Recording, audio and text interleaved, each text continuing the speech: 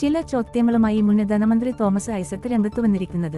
കൃഷിക്കാരെ സഹായിക്കാനും മുൻ സർക്കാർ വീര്യം കുറഞ്ഞ പുതിയ ഉൽപ്പന്നം നിയമത്തിൽ കൊണ്ടുവരാൻ ശ്രമിച്ചപ്പോൾ പ്രതിപക്ഷ നേതാവായിരുന്ന വി.ഡി. സതീശന് ചോദിച്ചത് എത്ര കിട്ടി എന്നാണ്. അതേ ചോദ്യമാണ് ഇപ്പോൾ തിരിച്ചു ചോദിക്കാനുള്ളത് എന്ന് തോമസ് ഐസക് പറയുന്നു. തോമസ് ഐസക്കിന്റെ കുറിപ്പ് വായിക്കാം. 10 വർഷത്തിനുശേഷം മുഖ്യമന്ത്രി വി.ഡി. സതീശന് എന്നോട് ചോദിക്കുകയാണ്, അന്ന് എത്ര കിട്ടി? അന്ന് നിയമസഭയിൽ പ്രതിപക്ഷത്ത് വി.ഡി. സതീശൻ ഉണ്ടായിരുന്നല്ലോ. അന്ന് എന്തേ ചോദിക്കാതിരുന്നത്? എന്തിന് ഈ ചതി കൃഷിക്കാരോട് ചെയ്യണം? ഇതിന് എന്ത് കിട്ടി? ഇങ്ങനെയൊരു ചോദ്യം വി.ഡി. സതീശനോട് ചോദിക്കാൻ ഒരു കാരണമുണ്ട്.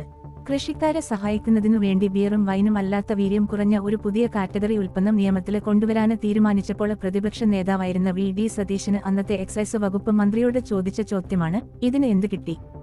അതെ, ഇത് തന്നെയാണ് 2026 മുതൽ 27 വരെ ലെ ബജറ്റ് സംബന്ധിച്ച് ഉയരുന്ന ഏറ്റവും പ്രധാനപ്പെട്ട ചോദ്യങ്ങളിലൊന്ന്. ഈ ചതിക്ക് എന്ത് കിട്ടി? ഇത് തിരിച്ചു ചോദിക്കുമ്പോൾ കുപിതനായിട്ടു കാര്യമില്ല.